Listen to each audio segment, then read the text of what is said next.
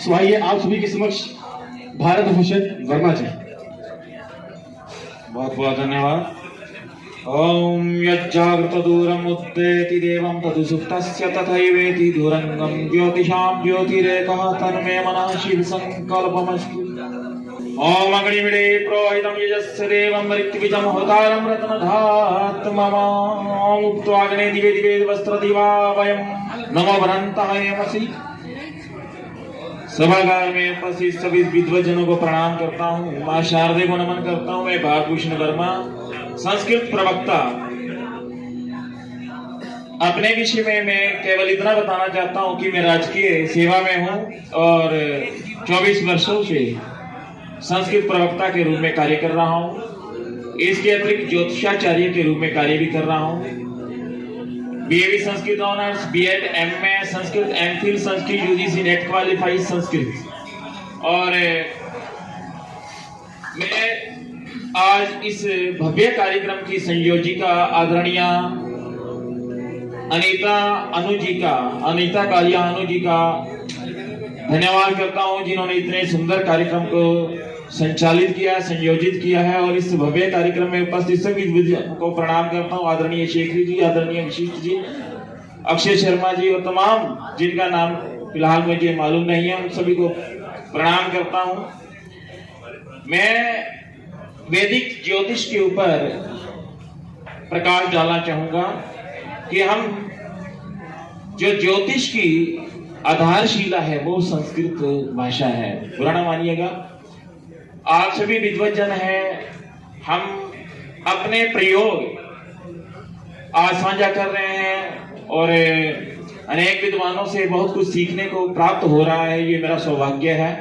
अनेक मंचों पर हम कार्यक्रम करते हैं इस प्रकार के, लेकिन मेरा यह मानना है कि जो वैदिक ज्योतिष है, ऋग्वेद का अनुशीलन करना और साथ में, क्योंकि ऋग्वेद में आर्ष ज्योतिष ग्रंथ उपलब्ध होता है जिसमें 66 पद्य भी हैं और सामवेद और यजुर का में भी साहित्य तो है, लेकिन ज्योतिष संबंधी साहित्य नहीं है। ज्योतिषामैनम चक्षु, ये षड वेदांग है और इस वेदांग के रूप में लगदाचार्य का जो नाम अत्यंत प्रसिद्ध है 500 ईसा पूर्व में, जिन्होंने ज्योतिष शास्त्र की जो रचना की, जो इनके साहित्य उपलब्ध होता है। अब मैं बात मुख्य विषय पर यह आता हूं कि जो हमारा ज्योतिष है उसमें संस्कृत की उपादेयता के विषय में चिंतन किया जाना चाहिए। आज के दौर में निसंदेह संस्कृत से हम विमुख हो रहे हैं, इसमें कोई शक नहीं है।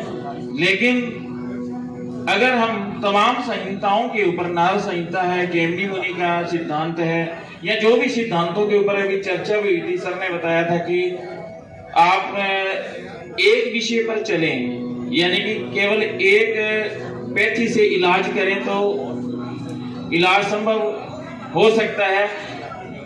लेकिन मेरा यह मानना है कि जिस प्रकार आयुर्वेद के अंदर हम खाली आयुर्वेद पर डिपेंड नहीं रह सकते, निर्भर नहीं रह सकते, होम्योपैथी पे डिपेंड नहीं रह सकते। जहां एलोपैथी काम करती है वहां कई बार होम्योपैथी जब काम नहीं करती तो एलोपैथी का भी सहारा लेना पड़ता है।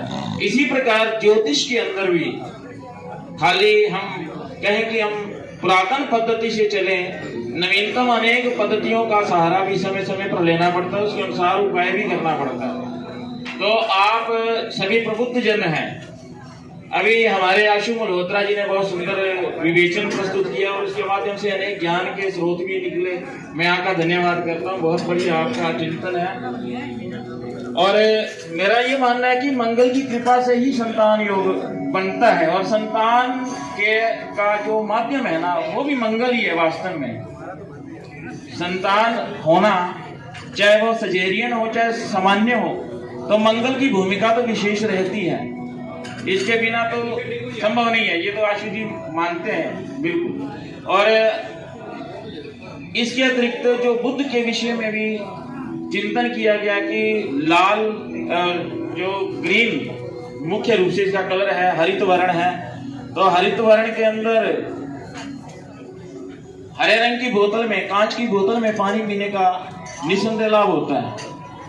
कि अगर मेरा ठीक हो तो गुरु जी का चिंतन भी इसमें रहेगा, तो उसके माध्यम से भी इसका जो उपाय है वो किया जा सकता है।